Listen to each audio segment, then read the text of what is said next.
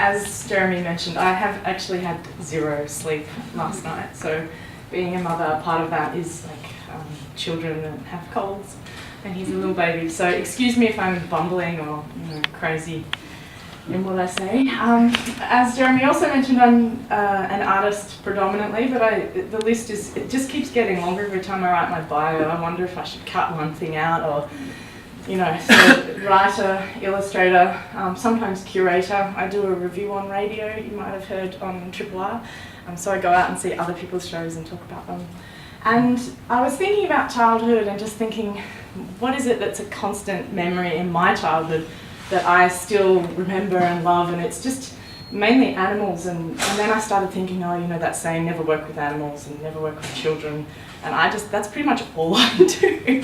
So the start, I always work with children and animals, but usually both together. And I was thinking about the essence of childhood for me is that, it's a menagerie of dreams. It's just like this wild zoo of things that can happen, could happen, do happen that you don't expect. And I guess as I've grown older, you sort of forget about some of that. You forget about the magic and the beauty of childhood. And I read somewhere recently that if you're having trouble finding your way in your creative practice or in your life, you need to look back at what you were as a kid. And I think it's been one of the most helpful things I've ever been advised, because if you sort of take a moment to look back and remember life as a child and what you were passionate about and what you loved and what you're interested in, then usually you can apply that to now. And for me, I spent a bit of time recently doing that. So for me, it was my pets, my family, obviously, but pretty much my pets. I was obsessed with animals and colour. So really, when I started to think about that, what it was, it's that idea of nurturing or owning this thing, having responsibility, but also belonging and treating them like a human. I had this real thing about treating animals like they were me, So, yeah, I spent most of my childhood, and reading was the other one. So like reading with my pets next to me or on my pets. I used to love reading my book On My Horse, which I have another picture of later on. But I pretty much, from an early age, just tried to cram in as much visual content into my eyes. And my mum supported this, which was great. I obviously really liked pink as well. But yeah, I had a budgie, I had a lizard, I had like a whole collection of crickets. These are all live. I had a rabbit, I had a cow, I had horses. I just basically collected animals as I went along. And for me, there was something really special about the freedom in animals and books. So this is from an early age, I wanted to combine the two together. So this is the first book that I ever did. It's when I was in grade 4, and I remember it very clearly. I got an old book that I hated that was like Cinderella or something lame, and I spray adhesived every page and stuck a new page on top of it. So there were these really thick pages. And then I drew on top of them, and all the negative space, because A4 wasn't quite big enough, I just glued glitter into it, so everyone had a glitter border, and then I bedazzled it on the front with some sequins. And it was all about Rudolph and how his nose got to be red, because from an early age I was kind of interested in the old stories or the facts, but how they're constructed. So everyone knows that Rudolph's got this red nose, but no one's ever told how it got red. And kids kind of like, oh yeah, he's got the red glowing nose, but I was like, why is it red? So I made up this whole story. I don't have any internal shots of the book, but basically it was because he loved tomatoes so much, and he ate tomatoes every day. And he just chowed down on tomatoes for breakfast, lunch and tea, and then all of a sudden it just got bigger and redder. And it was sort of like a story of self-doubt and confidence. He thought it was really sad, and then all of a sudden he decided it was beautiful, and so that's the story of Rudolph. And it won the Principal's Award, and it got to be put in the glass cabinet in the hallway at school, so I was pretty chuffed. And then last year I did, as an adult, my first real book. So it was funny because when I look back at the Rudolph picture, they're actually kind of quite similar. Because I don't know whether that's a good thing or a bad thing. So 20 years later, I did the same thing. And so it's called the Family Hour, and it's basically looking at ideas of exactly this, like childhood, family, but different models or different types. And I was sort of interested in making analogies between humans and animals so kids can learn from that, because it's always easier if you just make them an animal rather than, it's a bit confronting if you look at people and talk about how families are, but if they're animals it's fine, you can get away with anything. So on the cover you've got the quoll family. They're sort of like a nuclear family, but they're a larger family. They have up to 8 kids, but they're really funny, the quolls, because they have 9 or 10 houses for one family. So they have like a summer house and underground house, rock house, shed house. It's pretty cool. So I sort of made them into a bit of a like retro-loving 50s revival, upper middle class family, obviously, on their Featherstone settee. But the fun thing about doing this book was that the kids don't get that, but the parents totally get all of that stuff. So I've just got two of my favourite animal families to show you, because the books, there's 15, so that would be boring. But these were the, it's all based in fact, if you haven't got that yet. So they're sort of, I did a lot of research into different types of animals, and my favourites are the black swans. They're an Australian swan, and actually a third of all black swans are homosexual in their tendencies, but they're also monogamous. So if they're gay, they're monogamous. And the way that they love, and they're really clucky too, like literally really clucky, and they love having kids, but obviously they can't have kids themselves. So in the swan world, the way that they achieve this is that they seduce a female swan, and they have kind of like a threesome. Well, I don't know what the female swan's thinking. They must seduce a fairly daft one. But, and she just happens to get pregnant by one of the dads, and then she lays the eggs, and they sort of wait till she's laid the eggs, and then they together chase her away, sit on the eggs, hatch the babies, and then stay with them for life, which is pretty amazing, until they grow up. And so there's the 2 dads with their baby Bjorns, and for those of you who have been there, that's the Dalesford Lake with the little bridge that goes across it, because it's where you go, and the rainbow. And the funny thing is, if you ask boys, all boys that read this book, they love the swans the best. So it's really sweet seeing little boys going, "Oh, I love the swans, they're the best." And their mums are like, So this is another one that was fun to research, because there's obviously a lot of single mums in the animal kingdom, and which is pretty amazing really when you think about it. But the Echidna was one of my favourites, because she achieves quite a lot. Like, she's always on the run, and she digs new burrows all the time, and the baby just kind of clings onto the back or underneath, and it drinks the milk through her fur. It just kind of oozes out, but it's bright pink milk. And the reason why it's pink is because the babies are born with really low red blood cell count, so they're sort of anemic when they're born, and she, just by intuition or whatever, evolution, puts extra red blood cells into the milk, directly into the milk, so it makes it bright pink when they drink it. So when I was researching the facts, it was quite fun to find those kind of facts, because I was like, yes, I've been doing milkshake. But then when you talk to the editor, they go, well, that's kind of stretching the truth a bit. It's like, that's pink milk. Does it matter if they drink it from a straw out of a glass? Or... So it was fun that, I mean, I think the editor kind of finds me difficult, but it is really fun stretching the truth.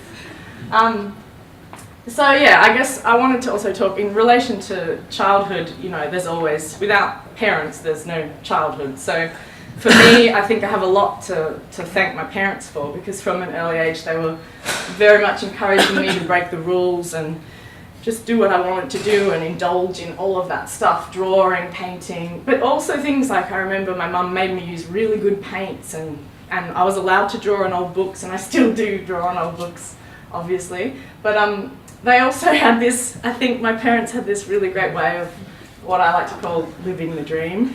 So when I was 5, when we still lived in Essendon, which is in the suburbs, on Christmas Day, and this was the year that my parents broke up as well, so they got divorced this year, but they still managed to get it together to buy me a pony and tie it in the backyard to the washing line. This is my mum and my dad, and I also love how my mum managed to match her jumper perfectly to the ribbon, which I thought was pretty cool. But yeah, and then it just evolved from there. Like I was 5, so I don't think I even had a chance to ask for a pony yet, but I had one, and then all of a sudden I was like, this world of escaping, and I just spent every weekend just riding away into the sunset, and her name was Apples, and Apples hung around for many, many years until I was about 15 or something. Really, she was very old, she had no teeth left, and so Apples was my constant companion. But my parents, they just had this thing in them that was like, we're going to give you everything you could possibly need to make an imagination that is going to take you, you know, out of just being whatever, an illustrator, or just being one thing. Like they really encouraged me to just do a million things. I remember asking my mum very early on, can a girl be the Prime Minister? And Mum was like, yeah, you could be the Prime Minister. And I said, oh yeah, well that's like the boss of everything, isn't it? And she said, yeah, but wouldn't it be more fun to be an artist? And I said, yeah. So I'm kind of thankful for that too. So as I mentioned before, one of the best things about Apples was that she loved to eat. Hence her name. And in spring, she would just, you could just put her out in the paddock and she would eat the fresh grass, and I used to sit like backwards on her and read my book. And there's photos of me doing this, and then I sort of did a few little sketches a few years ago, and then have still been drawing it, and then just recently did this for the Hill of Content, the bookshop, because they wanted an image for their childhood catalogue. The children's catalogue, and I just thought for me that was everything, like having my horse and having a book, and I was just in heaven. So they used that for all their posters and catalogue. But then also the horse theme kind of continued, so I saved up all my money as I got a bit older, and I bought my first big horse, and his name was Nazif because he was an Arab. I researched an Arab name to call him when I was about 12, and I chose a fairly dorky one, Nazif, and so when I had him until just last year, and I had these crazy dreams. I woke up one morning and I had these crazy dreams about making these really wild costumes for him. And I sort of thought, oh, I should do that. And I put it off for a while, and then I thought, no, I should really do that. And so I made millions of pom-poms. It took me forever. And I made this kind of pom-pom headdress, and then this other one that was from a top that I bought at Savers, and then sort of converted it into a crazy kind of turban thing for him.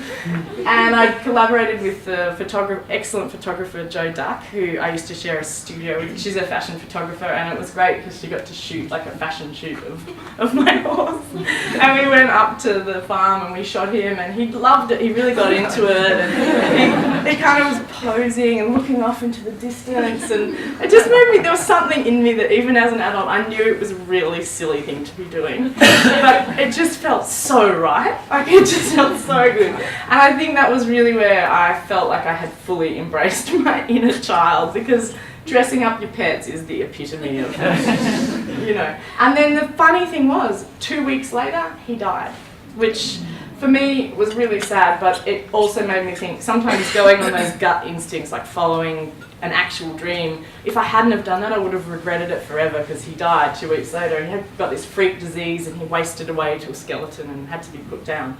So I have these beautiful lasting memories of him. So I guess coming with parents and you know, parenting is now I get to be a parent myself. So I did this drawing the first week that I'd had my first baby, because that's how I felt, basically. And there is actually a drawing of an ape, a female ape, that's based on, without the cigarette, of course. But, you know, like her teats are just hanging down and she's all sucked out and withered and and I thought that if it was a person, you'd either have a glass of wine or a cigarette in your hand. And this was for a show that I did at West Space that was called Woman versus Wild, and it was all about that sort of idea of wanting to be a child, but also having children, having that responsibility is a really hard balance. So constantly I'm faced with like your kids coming to you and going, Mum, can I do this? And you'd be like, if I was you, I would do that, but I meant to say no. But so it is interesting being a parent because, you know, sometimes I probably encourage the wrong things, but it is, yeah, it's a big challenge. So this is another thing I did from when the day that Leo, my first boy, was born, is I just on photo booth on my Mac, I just held him as a newborn baby in front of it dorkily and thought, why am I even doing this? This is so tragic. But took a photo every couple of days, and this is just a small section. There's about 600 photos, and it, as he grew older, just it sort of made this interesting awareness with him of him and I and what we looked like, and it's always in the studio, so he would like jump up and go, I'm going to hold this stick, or I'm going to, you know, wave this thing, or make a funny face, and then it went right through until Gil. So this is Gil when he was born, and so then there's 3 of us, and we still do it, which is getting harder because they get bigger and then try and squash them into the frame. But I made a quilt out of it last year for an exhibition, so it was like this big quilt, and my mum helped me sew it, and neither of us can sew. It was one of those funny things where we're both going, we should be able to do this, but we couldn't use a sewing machine. But it is quite a nice document to, as daggy as it is, to sort of like the time that you spend together and creatively. We spend a lot of time in the studio together. Oh yeah, this is the Gordian Finches. I guess I was trying to think of which type of family or which type of parent I am, and the Gordian Finches, I think I'm probably a Gordian Finch. They both feather the nest, which means the male and the female go out and they decorate the nest together, which I thought was really cute. So it's not like the woman's job or the man's job. They both gather the food and they both feed the babies together. So for me, they were a lovely animal to find because I think that's how we treat it in our family, is that we both contribute equally and we both decorate equally, which I know is probably quite rare. But my partner's an architect, so the Gordian Finches have Florence Broadhurst wallpaper and Marimekko cushions. And in my press release, I thought, it's not quite enough, so I said they also got their hair cut at fur. This is one of my favourite photos of Leo playing, because I now take a lot of photos, as you do, and I promise this is the only one. But I think this was the moment where it really dawned on me that his childhood was something that was going to really inspire me, and that was a material or a resource right in front of me. And it just, their play is incredible, like the way that they, you know, he's a little old man, the way that he makes his little tea parties and he does just beautiful games in his head. And then I got to a point when he was about 2.5 and I realised I hadn't really done any drawing with him, which was terrible. But I found in my studio a painting that I'd done, that he'd done this over the top of. And I remember holding it up and just going, genius! This is genius! And I know it's probably not, but every parent finds the first thing like this and just goes, oh my God, a world of potential. And I think the thing that dawned on me most is like, slave, I can use this, I can use him. So then we started drawing together, and it basically consisted of me drawing the bottom drawing and then going, here you go, here's a magenta pencil. You know, not that one, not the orange one, no, that one. And so you can guide it a little bit, but then they do this crazy shit over the top and it just looks so beautiful. And the way that they take great, it's really satisfying for him to scribble over the top of my watercolour.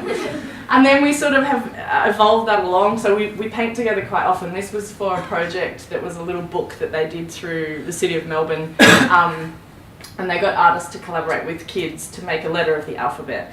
And we came on pretty late onto the project, and just by pure chance, the letter U was left, and it had to be a mythical animal. And I thought that was crazy anyway. Why hadn't anyone chosen U? Unicorns are the best mythical animal that there is. So we did a unicorn and basically just masked out the body in white in a masking fluid, and then gave the paper to Leo to use the watercolour. Oh, and I masked out the hill, so that was my component, which was hardly anything. And it was quite satisfying to not apply really any paint myself, but he did all the splotchy, beautiful colour, and then to peel off the masking fluid together, and the magic in his eyes, he was like, wow, that's magic. And it was really great, and it was really nice seeing it printed. And we went to the launch together, and he was, like this big, and in his little shirt. That's my work. It was really cute. And then so we started doing. I've realised that his taste is much more into. He doesn't really like painting 2D stuff that much. He likes to paint 3-dimensional objects, and so we've been scouring like op shops. And this is a bad photo. Sorry, it's an iPhone photo, But we found these old Indonesian wooden masks when we were cleaning up for a garage sale. And they're really pretty, like they're little, and they're the kind of thing that you think we should keep these, but I don't want to put them anywhere where anyone can see them. So we painted them, and I did the one on the left, and Leo did the one on the right.